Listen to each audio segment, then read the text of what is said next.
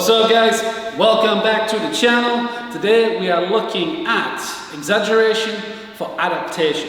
What do we mean by that? Basically, we're going to use an exercise band in two patterns to create some incredible changes in your swing and in your body. So what we're trying to do here is exaggerate a movement so that your body adapts and your swing can adapt with you. So one of those is going to be the Backswing Pump Drill, which is going to allow us to create a massive, big rotation and a big wide swing arc for your backswing, okay? Creating the most amount of distance between your lead foot, your trail arm, creating a really solid backswing so that when we then rotate down, we can pump it and we can get the power into impact. Number two is going to be the Swingman Drill, and that is going to be all about your footwork, guys, all right? So, let's get right to it.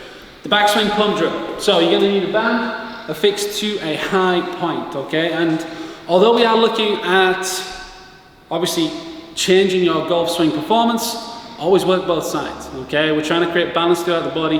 The more balanced you are, the more stable you are, the more power you can create, but also your longevity is going to be increased as well, okay? So here we're going to take our posture, and what we're looking to do is use the band to increase our end range of motion. That's where the exaggeration comes in. And because you have that resistance, you have a fixed point of external resistance, your body is going to be able to perceive that, you're going to be able to feel it, and that's where you can start to really build it into your swing. Okay, so you're going to take the posture, nice and high, get some tension in there, and from that point on, we're going to resist against the ground. You're going to let the band pull you into an extended rotation position, and then you're going to pump it on the way down. Drive through your trail foot, turn the hips and keep that core really solid as you work through this movement.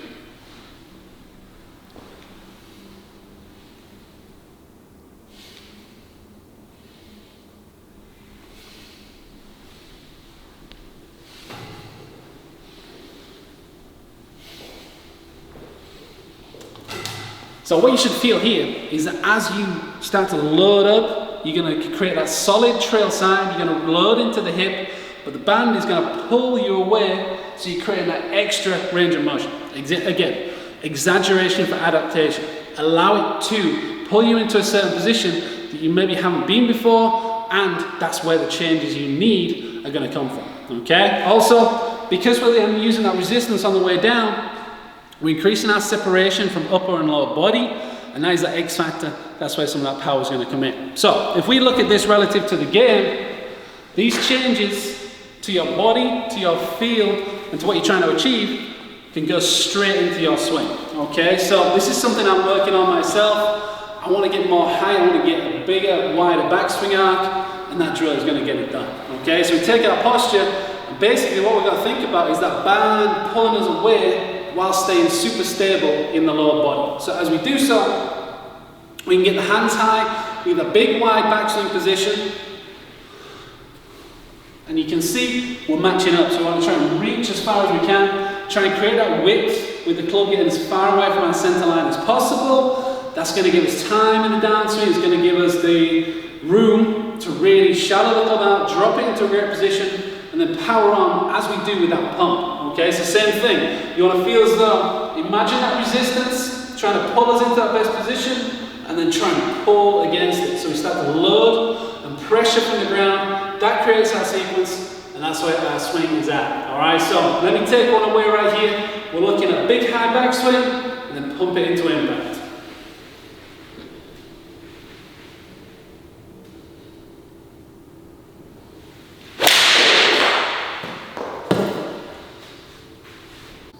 Movement number two is going to be the Swingman Drill. Okay, so here we are looking to exaggerate our footwork, our ground reaction forces, and how we then propel the club throughout that sequence and pushing through the ground, guys, all right? So here, we're just going to light up that footwork, guys, all right? So you might have seen this swing before, but basically we're going to go baseball style. We're really going to wind it up, again, work both sides, but with that lateral resistance, we're going to load up, we're going to plant, and then once we've planted that lead foot, we need to push into the ground on the lead side, really fire through your core, and then rotate as much as you can through the upper body and into the extremity. All right, so all about the footwork, max it out.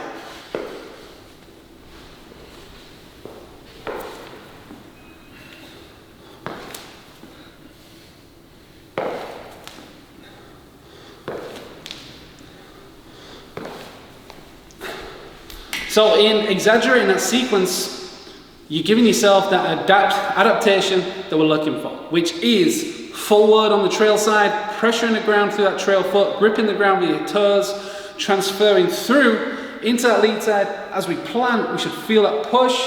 That's when we rotate, and that's when we snap through into the extremities, which obviously is the band there, and it's going to be the club when we get to the swing. So you can directly reproduce that footwork on the range, as long as you're pretty comfortable. You might see a couple of wild shots, but basically that's what we're trying to bring into the swing. So as we go into that backswing, we're trying to fully load up onto that trail foot. You're going to feel the torque underneath, you're going to feel like pressure into there, and we're going to load into that lead foot, okay? As we do so, that's when we're going to feel that pressure go back into the lead side. We push into the ground, and that sequencing is what's going to allow you to create that snap speed through the club head.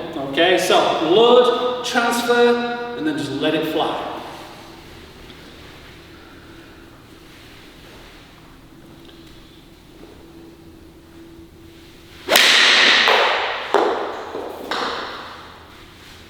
So we've got two drills there. You can use those anywhere, whether you're at home, whether you're warming up before you go to the course, at the course, or in the gym.